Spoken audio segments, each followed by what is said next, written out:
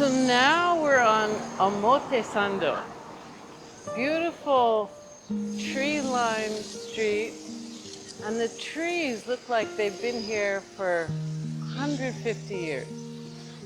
And the shapes of the trees are so immense and majestic. On the way here, so we walked here, I saw this little coffee shop called Precious Coffee Moments. And I thought, wow, what a beautiful sentiment. And what if we're here not to shop or not to do anything in particular, but to appreciate these precious moments.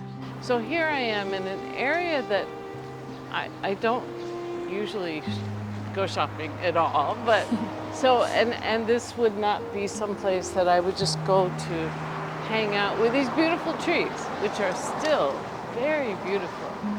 But to appreciate whatever we're doing, that here's this moment, an opportunity to look around us and to be able to clean with these fresh eyes, to say, just like a small child would say, well, look at the shape of these railings. It's like a little slide, and they dip down, and wouldn't it be fun to slide down the slide and go sailing up in the sky? And so it's these little moments that we get with ourselves. And there are times in our lives we feel, oh, it's mundane.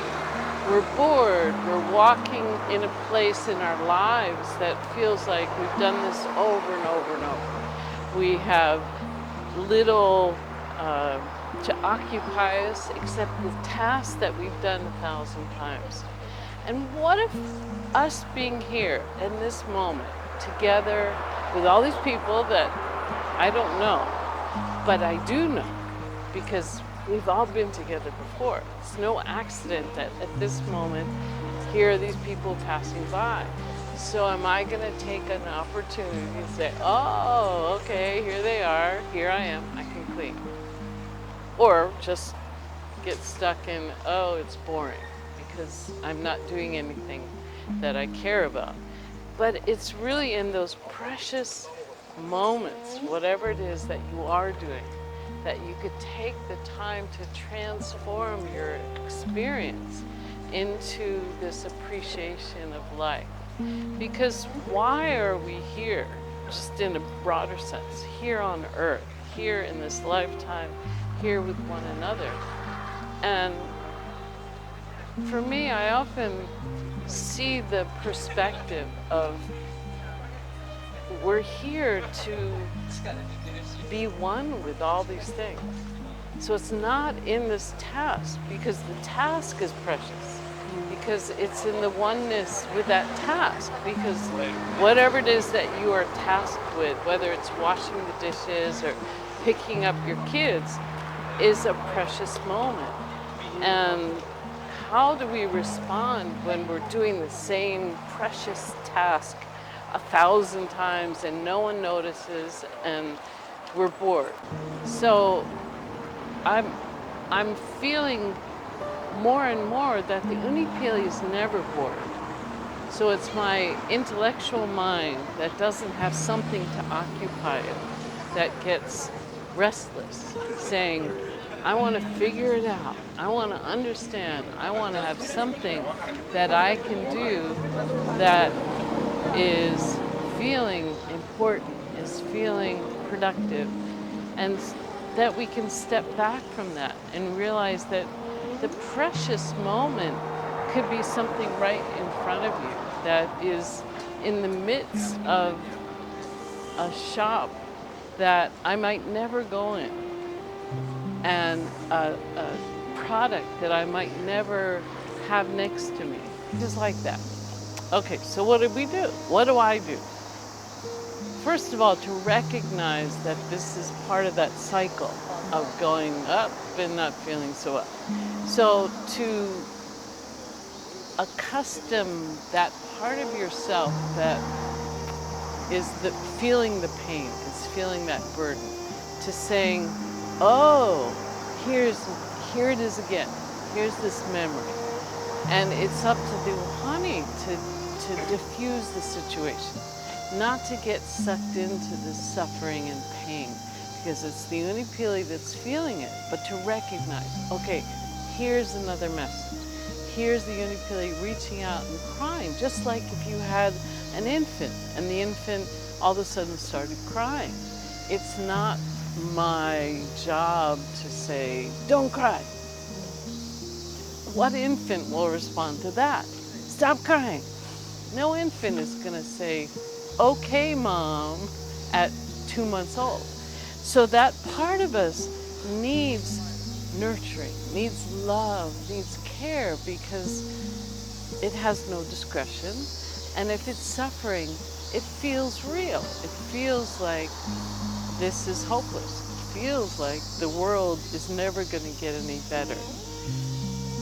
So the first step is to acknowledge that this is something that we feel, and to say to that part of us, I love you. Most important thing, thank you for showing me this memory.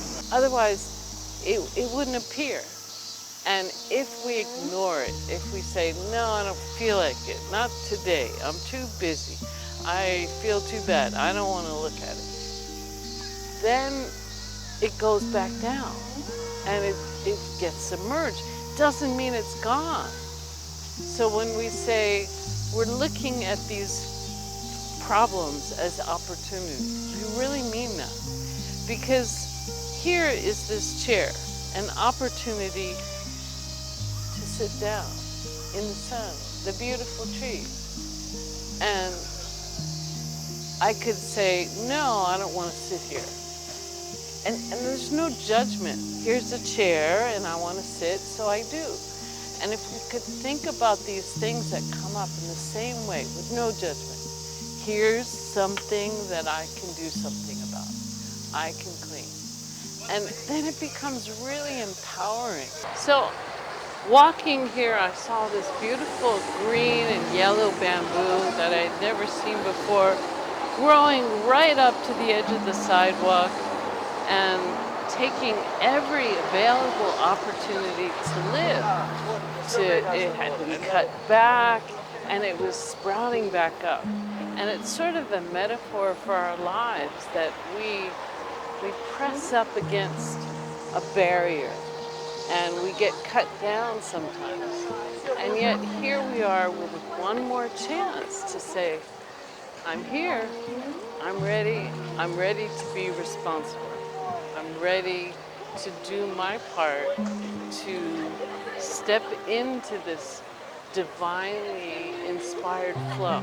So here's everybody, I'm part of it, I'm stuck, and yet with divinity, I can just be in this beautiful, perfect space, no matter what's going on around me. And it's always there. And all we have to do is that first step of reaching within ourselves to say it. I love you. Thank you for being with me today. Because being as one with ourselves means we then have the opportunity to be one with these beautiful trees and the people that are going by, with the interesting shoes and the interesting clothes. And who knows why this person is walking by, but I can breathe. I appreciate your being with me for these precious moments here in Japan, in Tokyo. I love you. Aloha. Thank you. 平和は私から始まる。ホーポノポノの学びを深めたい方は概要欄をご覧ください。私の平和。